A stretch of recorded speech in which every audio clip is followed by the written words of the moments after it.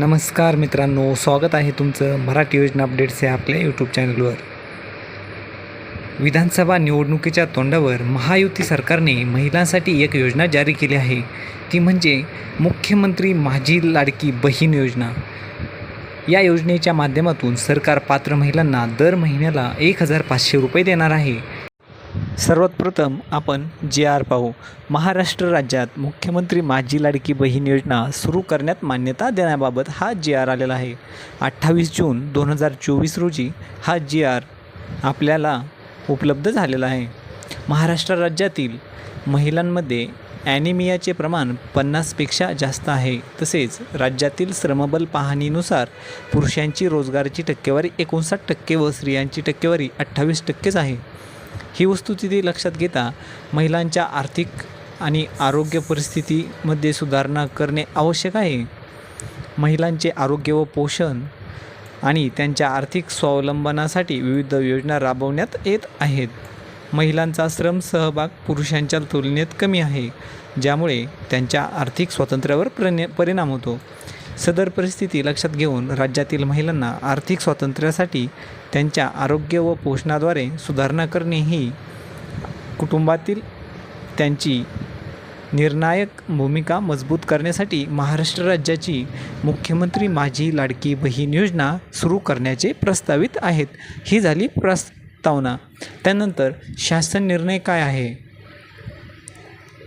राज्यातील महिलांना आर्थिक स्वातंत्र्यासाठी त्यांच्या आरोग्य आणि पोषणामध्ये सुधारणा करणे आणि कुटुंबातील त्यांची निर्णायक भूमिका मजबूत करण्यासाठी महाराष्ट्र राज्यातील मुख्यमंत्री माझी लाडकी बहीण योजना सुरू करण्यास मान्यता देण्यात येत आहे.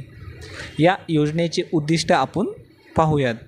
राज्यातील महिला व मुलींना पुरेशा सोयीसुविधा उपलब्ध करून रोजगार निर्मितीस चालना देणे.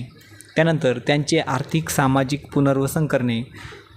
राज्यातील महिला स्वावलंबी आत्मनिर्भर करणे. राज्यातील महिलांना मुलींना सशक्तीकरणास चालना मिळणे. या अशा अनेक गोष्टींमुळे ही योजना आपल्या महाराष्ट्रामध्ये सुरू करण्यात आलेली आहे. या योजनेचे स्वरूप म्हणजेच पात्रता कालावधी दरम्यान प्रत्येक पात्र महिलेच्या तिच्या स्वतःच्या आधार लिंक केलेल्या थेट लाभ हस्तांतरण म्हणजे DBT सक्षम बँक खात्यात दरमहा 1,500 रुपये इतकी रक्कम दिली जाणार आहे. तसेच केंद्र राज्य शासनाच्या अन्य आर्थिक लाभाच्या योजनेद्वारे 1,500पेक्षा कमी लाभ घेत असेल तर फरकाची रक्कम या योजनेद्वारे पात्र महिलेस देण्यात येईल. म्हणजेच एखाद्या महिलेस एखादी दुसरी योजना जर चालू असेल आणि महिन्याला तिला 1,000 रुपये जर मिळत असतील तर वरचे 500 रुपये टाकून ती 1,500 रुपये करून ही महिलेला त्या योजनेमध्ये ॲड करून देण्यात येणार आहे. योजनेचे लाभार्थी कोण राहणार आहेत तर महाराष्ट्र राज्यातील 21 ते 60 या वर्ष वयोगटातील महिला, विधवा, घटस्फोटित, परित्यक्त्या आणि निराधार महिला या योजनेच्या लाभार्थी राहणार आहेत. योजनेच्या लाभार्थ्यांची पात्रता ही काय राहणार आहे? लाभार्थी महिला महाराष्ट्र राज्याचे रहिवासी असणे आवश्यक आहे. म्हणजेच या महिला महाराष्ट्रातील रहिवासी असणे आवश्यक आहे. राज्यातील विवाहित, विधवा, घटस्फोटित, परित्यक्त्या आणि निराधार महिला यांना ही योजनेचा लाभ मिळणार आहे. किमान वयाची 21 वर्ष पूर्ण व कमाल वयाची 60 वर्ष पूर्ण होईपर्यंत म्हणजे कमीत कमी 21 वर्ष आणि जास्तीत जास्त 60 वर्षापर्यंत ही योजनेचा लाभ महिला घेऊ शकतात. सदर योजनेअंतर्गत लाभ घेण्यासाठी अर्ज करणाऱ्या लाभार्थ्याकडे बँक खाते असणे आवश्यक आहे. आणि त्यापेक्षाही महत्त्वाची गोष्ट म्हणजे लाभार्थ्याचं आधार कार्डला बँक अकाउंट लिंक असणे आवश्यक आहे. त्यामुळे तुमच्या थेट खात्यामध्ये आधारला जे खाते आपले लिंक राहणार आहे त्या खात्यामध्ये आपले जे योजनेचे पैसे आहेत ते आपल्या खात्यामध्ये वर्ग होणार आहेत. आणि लाभार्थ्याचे किमान म्हणजेच लाभार्थ्याचे कौटुंबिक उत्पन्न जे असते, उत्पन्नाचा दाखला जो असतो तो 2.5 लाखाच्या आतमध्ये पाहिजे. अपात्रता कोणत्या येणार आहेत म्हणजेच महिला कोणत्या या अर्ज करू शकणार नाहीत? ज्यांच्या कुटुंबाचे एकत्रित उत्पन्न 2.5 लाखांपेक्षा जास्त आहे अशा महिला या योजनेसाठी लाभ घेऊ शकत नाहीत. ज्यांच्या कुटुंबातील सदस्य आयकरदाता आहे, म्हणजेच जे इन्कम टॅक्स भरतात, ज्यांच्या फॅमिलीमध्ये काही समजा मिस्टर त्यांची मुलं इन्कम टॅक्स भरत असतील तर त्या महिला पात्र राहणार नाहीत.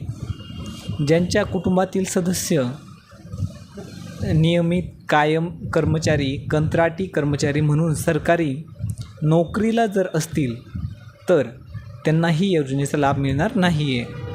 त्यानंतर सदर लाभार्थी महिलेने शासनाच्या इतर विभागामार्फत राबवित येणाऱ्या आर्थिक योजनेद्वारे 1,500 रुपयेपेक्षा जास्त लाभ घेतलेला असेल अशा महिलांसाठीही ही योजना नसणार आहे. ज्यांच्या कुटुंबातील सदस्य विद्यमान किंवा माजी खासदार, आमदार आहे अशा महिलांनाही या योजनेचा लाभ मिळणार नाही आहे. ज्यांच्या कुटुंबातील सदस्य भारत सरकार किंवा राज्य सरकारच्या बोर्ड, कॉर्पोरेशन बोर्ड उपक्रमाचे अध्यक्ष, उपाध्यक्ष, संचालक सदस्य आहेत, ह्या महिलाही या योजनेचा लाभ घेऊ शकत नाही आहेत. ज्यांच्या कुटुंबातील सदस्याची संयुक्तपणे 5 एकरापेक्षा जास्त शेतजमीन आहे, जे शेतकरी कुटुंब आहेत आणि त्यांची 5 एकरपेक्षा जास्त जमीन आहे अशा महिला या योजनेसाठी लाभ घेऊ शकणार नाही आहेत. आणि ज्यांच्याकडे 4 चाकी वाहने, ज्या महिलांच्या परिवाराकडे 4 चाकी वाहने आहेत, म्हणजे नोंदणीकृत वाहने आहेत, त्यांना या योजनेचा लाभ घेता येणार नाही आहे. पण शेतकरी कुटुंब असेल आणि त्यांच्याकडे ट्रॅक्टर असेल तर या एक क्रायटेरियामध्ये त्या योजनेचा लाभ घेऊ शकतात.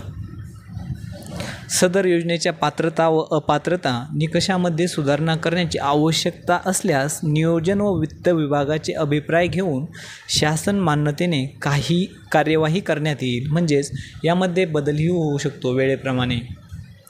आणि महत्त्वाचे म्हणजे सदर योजनेचा लाभ मिळवण्यासाठी आपल्याकडे कोणते कागदपत्रे असणे आवश्यक आहे. 1 नंबर म्हणजे योजनेच्या लाभासाठी ऑनलाईन अर्ज करणे आवश्यक आहे. त्यानंतर लाभार्थ्याचे आधार कार्ड त्याच्याकडे असणे आवश्यक आहे. महाराष्ट्र राज्याचे अधिवास प्रमाणपत्र किंवा महाराष्ट्र राज्यातील जन्मदाखला त्या व्यक्तीकडे असणे आवश्यक आहे. सक्षम प्राधिकारी यांनी दिलेला कुटुंब प्रमुखाचा उत्पन्न दाखलाही असणे आवश्यक आहे. त्यानंतर बँक खाते पासबुकच्या पहिल्या पानाची छायांकित प्रत असणे आवश्यक आहे. म्हणजेच आपल्या बँक खात्याचे पासबुक असणे आवश्यक आहे. त्यानंतर पासपोर्ट आकाराचा फोटो असणे आवश्यक आहे आणि रेशन कार्डही असणे आवश्यक आहे. सदर योजनेच्या अटी शर्तीचे पालन करण्याबाबतचे हमीपत्र ते एक तुम्हाला फॉर्मॅटमध्ये दिले जाईल.